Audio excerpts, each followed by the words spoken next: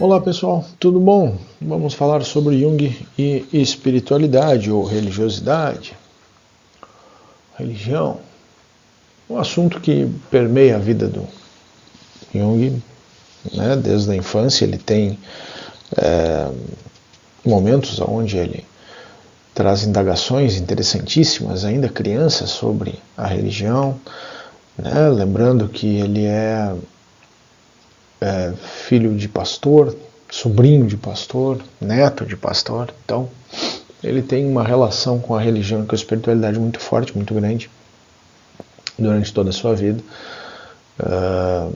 E como era uma pessoa, uma mente inquieta, né, uma pessoa inquieta e extremamente curiosa, investigador, ele estudou muito sobre as religiões, né, sobre a espiritualidade de maneira profunda. Então, um grande conhecedor do assunto e faz todo um paralelo, né, com a psicologia.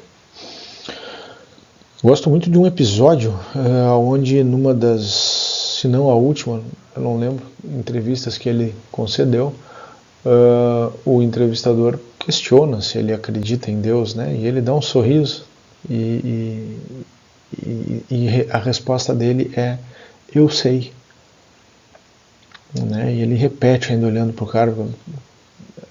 O entrevistador nesse momento não aparece no vídeo, mas ele deve ter ficado com aquela cara de que não entendeu nada, e o Jung fala de novo, né? Eu sei, eu não preciso acreditar, eu sei que ele existe.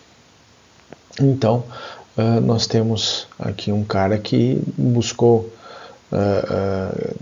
uma verdade, né? Buscou um conhecimento muito profundo sobre a psicologia, e entendendo desde cedo que há uma relação muito forte com a espiritualidade. Vou falar hoje, rapidamente, fazer uma breve introdução sobre o Jung e esse assunto, né? Uma breve introdução, deixando assim aquele gostinho de vamos aprofundar mais em outro momento? Vamos, mas agora, de forma breve, vamos tentar explanar de onde vem tudo isso. Então, Jung, né, psiquiatra suíço, tem todo o seu estudo da psicologia, traz toda uma forma de compreensão da psicologia, né, uma forma nova, lembrando que ele começa a buscar a percepção do inconsciente através do paciente esquizofrênico, né, e ele também tem importante a leitura do livro Memórias, Sonhos e Reflexões, onde aparece, né, já toda a sua caminhada nessa questão de religiosidade, de espiritualidade. Então ele fala um pouquinho, né, sobre ele fala muito, né, hoje vamos falar um pouquinho sobre esse caminho que acaba sendo entrelaçado, né, psicologia e espiritualidade. Importante a gente saber sobre, mesmo que de forma rápida, né, sobre os conceitos que ele propõe, alguns eu já explanei aqui em outros vídeos. Importante conhecer um pouquinho estes princípios essenciais para conseguir, inclusive, ter uma noção do inconsciente coletivo, dos arquétipos, né, do processo de individuação, que são todos esses elementos que têm toda uma importância no nosso desenvolvimento humano e que tem uma relação, né, de alguma forma, com aspectos de religiosidade. Quando Jung traça o inconsciente coletivo, quando ele descreve este inconsciente coletivo, ele faz de uma forma a nos mostrar que, dentro de uma compreensão simples, né, estamos interligados. Então, lembra muito um almanaque que ele leu, muito antigo, sobre religião, onde está escrito que Deus é passivo de análise, como se uma personalidade fosse, e que havia então essa a essência, né? Então ele coloca lá que nós somos a nossa essência, então o nosso self, falando nas estruturas, seria a nossa essência, e essa figura, né, falando com as minhas palavras, de Deus, teria a sua essência. Então é como se toda a humanidade fosse parte deste todo, né, onde tem esta outra essência, essa outra alma ou este outro self. Uma relação de macro e micro, né, e estruturas. Então, onde nós temos a nossa estrutura corpórea, a nossa alma, a nossa estrutura psíquica, né, o self, e ele tivesse ligado num maior, que seria então esse inconsciente coletivo. Ele também coloca que a gente percebe a existência do inconsciente coletivo quando percebe que vários elementos são comuns a todos os homens presentes em todos os tempos nesse planeta Terra, né? Então, o que acontece numa ilha isolada lá no meio do Pacífico, acontece na Europa, acontece aqui no Brasil, acontece em todo lugar. Nós passamos por ritos, nós temos os rituais de passagem, eles mudam, né? Mas ainda temos vários formatos. Nós passamos por diversas situações semelhantes, né? Nós temos símbolos criados de formas semelhantes em determinados momentos da história, nós temos aspectos da religiosidade de todos os povos de maneiras semelhantes. Então, tudo isso Jung dizia que faz parte desse inconsciente coletivo. Ele coloca ainda que no inconsciente coletivo, né, existem padrões universais, arquétipos compartilhados em todas as mentes humanas, mais ou menos como eu estava falando antes, e que muitas expressões espirituais encontram eco nesses arquétipos, como a figura do mentor, né, a jornada do herói, em busca do transcendental e tudo mais. E a gente observa, inclusive, as figuras, né? Se buscarmos um paralelo, por exemplo, com a mitologia, vamos observar que quase todas as mitologias têm elementos em comum. A mitologia mais conhecida, a grega, depois vem a romana, mas nós temos a nórdica, nós temos a católica, nós temos várias mitologias e elas têm elementos em comum, né? Então, mais um exemplo de que o funcionamento desta mente humana é ligada por alguma coisa que o Jung dizia ser o inconsciente coletivo. Ele fala dos arquétipos, então, né? O self, sombra, ânimos e ânima podem se manifestar nas experiências espirituais, podem, relevando partes ocultas de nós e nos levando a uma jornada de autoconhecimento e crescimento espiritual. Então, a partir do momento que a gente precisa desenvolver esta caminhada, né, que é o processo de individuação, nós estamos também nos desenvolvendo em direção ao nosso autoconhecimento, portanto, um crescimento espiritual também. Né, podemos ver neste formato. Importante que Jung cita, inclusive, que um dos desafios ao crescimento, também tem um videozinho sobre isso, se você quiser dar uma aprofundada, tem ele no canal. Mas um dos desafios é quando já mais no final a gente acha que conseguiu né, dar conta de tudo. E aí entra então essa personalidade maná, né, onde o self se cria de uma maneira falsa e a gente já desceu toda a jornada de novo. A gente precisa então lidar com os nossos elementos da sombra mais uma vez, bater aquele papo lá com a ânima ou com o ânimos, né? Fazer aquela despida da persona e conseguir então fazer essa caminhada na direção desse autoconhecimento, na direção desse processo de individuação, né?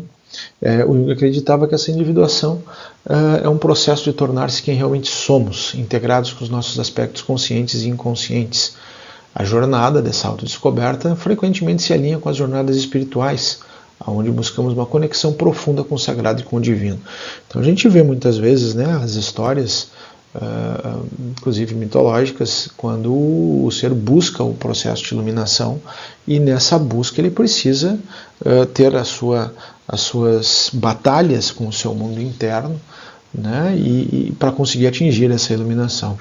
Se buscarmos religiões orientais, algumas citam, né, inclusive, que, por exemplo, o budismo, para atingir o nirvana, tem que se ter um determinado estado de de iluminação, e essa iluminação então é o que o Jung proporciona, que propõe, né, como sendo o processo de individuação.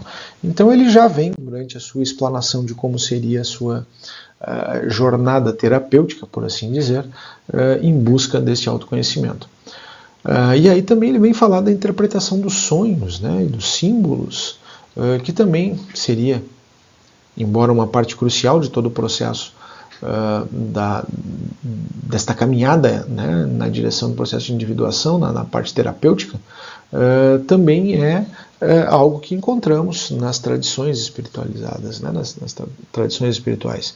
A gente vê, por exemplo, que diversas religiões já buscavam a compreensão deste conteúdo onírico, né. Recentemente ainda vi um material falando sobre alguns papiros descobertos no Egito, onde, né, enfim, não lembro quantos mil anos atrás, mas que já observavam, né, eram um conteúdo, se não me falha a memória, de um médico, e ele já falava, né, que determinado símbolo no sonho poderia representar tal coisa, meio que um manual, assim, né? A gente hoje sabe que não é bem assim que funciona, mas olha quanto tempo atrás já era dada a importância para o conteúdo dos sonhos, né, nessa caminhada, né?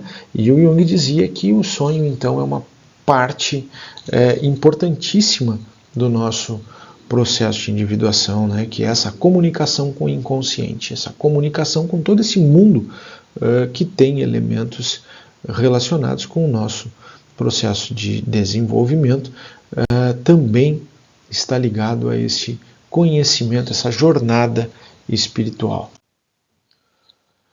Ele fala ainda que ao explorar a espiritualidade através deste foco da psicologia, a gente vai dar espaço a uma abordagem mais holística do nosso desenvolvimento. Aqui o holístico tendo como um ponto de completo desenvolvimento, né? O Jung falava que, isso ele escreveu já há muito tempo, né, que as pessoas na primeira parte da vida estavam focadas no ter, né, então em ter coisas, em adquirir coisas, em ser alguém, mais relacionado com a posse, né? Então estavam preocupados em se formar algo, né, alguém. E na segunda parte começava então, na segunda parte da vida, começava então esse mergulho ao interior, esse mergulho ao autoconhecimento, então a buscar o objetivo do ser, né, porque já havia então tido as conquistas materiais, agora seria a hora dessa caminhada mais espiritual. E ele vai trazer aqui então que a integração dessas duas áreas vai permitir a possibilidade da compreensão desta jornada espiritual como parte intrínseca desse nosso crescimento como seres humanos, né? Então a gente começa a buscar, por exemplo, dentro de todo um contexto, e aí voltando naquela fala, né, do inconsciente coletivo, uma coisa que eu acho muito interessante quando se observa e se conhece as tradições religiosas é que todas elas têm uma frase, né, por assim dizer, semelhante, quase igual.